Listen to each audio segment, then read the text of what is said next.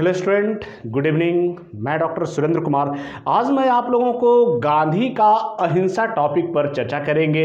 अहिंसा का विशेष संदर्भ देते हुए शांति के प्रति गांधी का दृष्टिकोण क्या था, इस पर आज हम लोग चर्चा करेंगे। मैं आपको बता दूं कि अहिंसा को पहले समझने के पहले गांधी ने सत्य का प्रयोग किया कि सत्य आखिर में क्या है। उसके बाद वो अहिंसा पर चलते हैं। वे उनके ऊपर, चूंकि गांधी के ऊपर बहुत सारे विचारकों का प्रभाव था, गांधी के ऊपर बहुत सारे धार्मिक ग्रंथों का प्रभाव था, गांधी ने उन सारे ग्रंथों को पढ़ा, अनुसरण किया, अपने ऊपर लागू किया, उसके बाद वो समाज में देने का प्रयास किया। उसी क्रम में अहिंसा के बारे में, शांति से संबंधित गांधी का क्या दृष्टिकोण रहा, इस पर आज हम लोग चर्चा करते हैं। तो गांधी ने सर्वप्रथम साबरमती आश्रम में सत्य और अहिंसा के बारे में बताया था। गांधी ने कहाँ बताया? साबरमती आश्रम में। वहां पे सत्य अहिंसा का पहला प्रयोग गांधी ने वहीं से शुरू करते हैं। गांधी जी ने सत्य और अहिंसा को काफी महत्व दिया। आप देखेंगे कि गांधी ने जितने भी आपको आंदोलन किए या गांधी ने जितने भी बातें कही, गांधी ने जितने भी समाज में सुधार की बातें कही, उनके पास दो ही शस्त्र थे। एक था सत्य और दूसरा था अहिंसा। इसी को लेकर वो चलते रहे और उसमें वो सफल भी रहे। गांधी के अनुसार सत्य ही परमात्मा है और परमात्मा ही सत्य है। गांधी ने कहा कि सत्य ही परमात्मा है और परमात्मा ही सत्य है। सोचिए कितनी बड़ी बात उन्होंने कह दी। सत्य वही होता है जिसकी सत्ता होती है। सत्य वही होता है जिसकी सत्ता होती है और जो सदा टिका रहता है। आप एकदम अडिग है, आप सत्य के रास्ते पे चल रहे हैं, तो आप समझिए कि आपको कोई कुछ नहीं कर सकता है। भले आप कुछ परेशान हो सकते हैं, लेकिन आपको कोई पराजित नहीं कर सकता है। गांधी जी अपने जीवन का ध्येय सत्य की शोध करना समझते थे। वे बराबर ये सोचते थे कि मैं ये जो कर रहा हूं, ये सत्य पर एक एक्सपेरिमेंट है। क्या ये सत्य में इतना ताकत है कि एकदम पूरे देश को आजादी दिला देगा?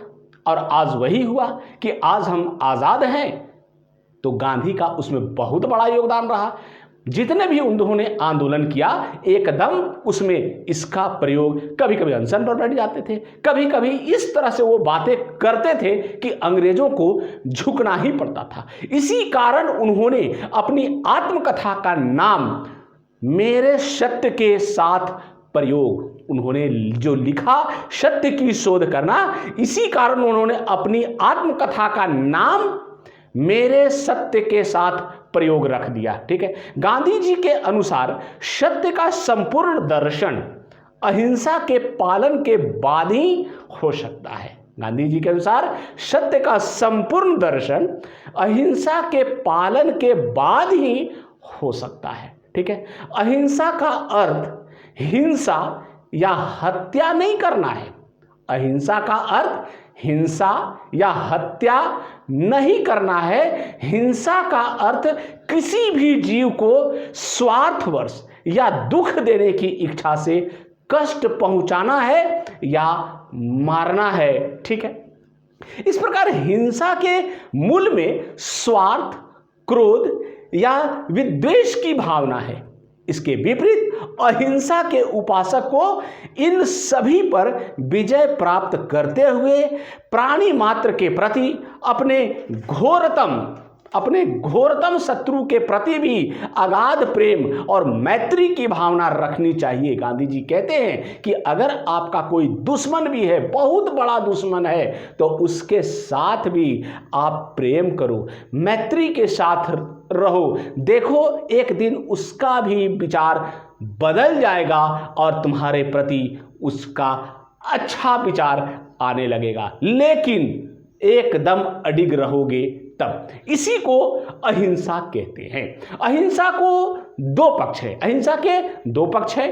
पहला जो है अभावात्मक या नकारात्मक, पहला जो है अहिंसा के दो पक्ष है, पहला अभावात्मक या नकारात्मक तथा दूसरा जो है भावात्मक या सकारात्मक। ठीक है, किसी प्राणी को क्रोध तथा विद्वेष के अधीन होकर हिंसा न पहुंचाना इसका नकारात्मक रूप है। किसी प्राणी को काम, क्रोध तथा विद्वेष के अधीन होकर हिंसा न पहुंचाना इसका नकारात्मक रूप है। इससे अहिंसा के पूरे स्वरूप का ज्ञान नहीं हो पाता है। इसका यथार्थ रूप तो इसके भावात्मक पक्ष से पता लगता है। ठीक है, भाव पक्ष वाली अहिंसा को सार्वभौम प्रेम और करुणा की भावना कहा जाता है। भाव पक्ष वाली अहिंसा को सार्वभौम प्रेम और करुणा की भावना कहा जाता है और इसके चार मूल तत्व हैं। इसके कितने मूल है? चार मूल तत्व हैं। पहला कौन है? प्रेम, दूसरा धैर्य और तीसरा अन्याय तथा विरोध और चौथा वीरता। पहला क्या है? प्रेम है, दूसरा है धैर्य, तीसरा है अन्याय तथा विरोध और चौथा है वीरता। ठीक है, गांधी जी की अहिंसा का आधार अद्वैत की भावना है। इस संसार की सभी वस्तुओं में एक ही चेतना, सत्ता या ब्रह्म ओतप्रोत है। ठीक है, एक ही दैवी शक्ति का अंश होने से इनमें भौतिक एकता, समानता और प्रेम है। यह अद्वैत की भावना सृष्टि के सभी प्राणियों के प्रति प्रेम और अहिंसा के धर्म का पालन करने के लिए बाधित करती है। ठीक है, गांधी जी इतिहास के आधार पर अहिंसा की श्रेष्ठता का प्रतिपादन करते हैं। द्वंद्वात्मक संघर्ष में आप देखेंगे कार्ल मार्क्स का चूंकि मार्क्स का भी प्रभाव गांधी के ऊपर रहा था, तो वहां इस चीज को वो नकारते हैं। कार्ल मार्क्स का जो सिद्धांत था उसको ये नकारते हैं। द्वंद्वात्मक संघर्ष में विश्वास रखने वाले कार्ल मार्क्स से सर्वथा विपरीत वे मानव समाज के इतिहास को उसकी अहिंसा का निरंतर अग्रगामी विकास मानते हैं। मार्क्स का जो डायलेक्टिकल मेथड था, द्वंद्वात्मक भौतिकवाद, उसको ये नकार देते हैं और उसके विपरीत वे मानव समाज के इतिहास को उसकी अहिंसा का निरंतर अग्रगामी विकास मानते हैं। ठीक है, आदिम जातियों के बारे में कहा जाता है, वे बहुत देखिए कहां से वो समझा रहे हैं। आदिम जातियों के बारे में कहा जाता है कि वे नर मांस भक्षी थे, किंतु बाद में मनुष्यों का मांस खाना अनुचित समझा। जब हम लोग हिस्ट्री में जाते हैं तो देखते हैं कि पहले नरभक्षी होते थे, वो मनुष्य को ही खा जाते थे, लेकिन जब उसमें ज्ञान आया कि नहीं ऐसा नहीं करना चाहिए, तो उसमें भी एक नई चेतना जागृत हुई और उन्होंने इस चीज को अनुचित माना। वे शिकार द्वारा पशुओं के मांस से भूख शांत करने लगे। जब मनुष्य को छोड़ दिए तो वो क्या करने लगे? शिकार करने लगे, और शिकार करने के दौरान जंगली जानवर जो मिलते थे उसको वे खाने लगे। कुछ समय बाद मानव ने आखेट द्वारा आहार प्राप्त करने की पद्धति का परित्याग कर दिया, उसको भी परित्याग कर दिया। बोला कि नहीं, ये भी गलत है, ये हम लोग जो शिकार करते हैं, जो पशु पक्षियों को मारते हैं, ये बहुत बड़ा गलती करते हैं। अब उसने खेती करना शुरू कर दिया। मनुष्य क्या किया? खेती करना शुरू कर दिया, और इससे उसके जीवन में स्थिरता आई और गांव, नगरों, राष्ट्रों का तथा सभ्यता का विकास हुआ। ठीक है, इस प्रकार सभ्यता के उपयुक्त विकास से यह स्पष्ट है कि इतिहास में हिंसा का प्रयोग निरंतर घटता जा रहा है और अहिंसा का प्रयोग बढ़ा रहा है। ठीक है, अब प्रश्न यह उठता है कि क्या मन से, वचन से, कर्म से, फिर मैं एक बार बोल रहा हूं कि क्या मन से, वचन से, कर्म से पूरी अहिंसा का आदर्श व्यवहारिक हो? क्या कोई व्यक्ति गीता में वर्णन किया हुआ उस अवस्था तक पहुंच सकता है? उत्तर है नहीं। गांधी जी ने स्वीकार करते हैं कि पूर्ण अहिंसा की सिद्धि मनुष्य नहीं कर सकता, वह तो ईश्वर का गुण है। पागल कुत्तों, सर्पों अर्थात सांप तथा शेरों को हम मारते हैं क्योंकि वह समाज के लिए हमें कुछ न कुछ अहिंसा करनी ही पड़ती है। ठीक है, अगर ये मन से, कर्म से, वचन से अगर पांचों ज्ञान इंद्रियां पर आप कंट्रोल कर लेते हैं तो वो ईश्वर हो जाता है। तो गांधी कहते हैं कि ये संभव नहीं है, ऐसा हो ही नहीं सकता। ये किसके पास हो सकता है? ये ईश्वर ही है जो इस पर कंट्रोल कर पाते हैं, और जो कंट्रोल कर लिया वो ईश्वर हो गया। जैसे कि बुद्ध की बात आती है, जैन की बात आती है, महावीर की बात आती है, ये सारे लोग ईश्वर की प्राप्ति किए। तो गांधी भी स्वीकार करते हैं कि पूर्ण अहिंसा की सिद्धि मनुष्य नहीं कर सकता, वह तो ईश्वर का गुण है।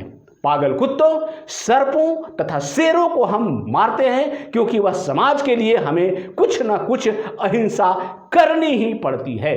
गांधी जी का कहना था कि एक ऐसे आदर्श की क्या उपयोगिता है जिसे कि व्यवहार में न लाया जा सके और जिसके लिए कुछ अपवाद करने न पड़े। ठीक है, जीवन का आनंद लक्ष्य को प्राप्त करने में नहीं, जीवन का आनंद लक्ष्य को प्राप्त करने में नहीं बल्कि उसके हमेशा प्रयत्न करते रहने में है। तो गांधी ने कितनी अच्छी बातें अहिंसा से संबंधित करते हुए उन्होंने इस बात को रखा। ठीक है, कि शांति लाने के लिए किस तरह से अहिंसा का प्रयोग किया जा सकता है और अहिंसा के द्वारा ही पूरे समाज सफल हो सकता है, ऊंचाई को प्राप्त कर सकता है। चाहे कोई समाज हो, चाहे कोई राज्य हो, चाहे कोई देश हो या अंतर्राष्ट्रीय लेवल की जो आज हम लोग बातें करते हैं, आज यूक्रेन रूस की बात हम लोग करते हैं,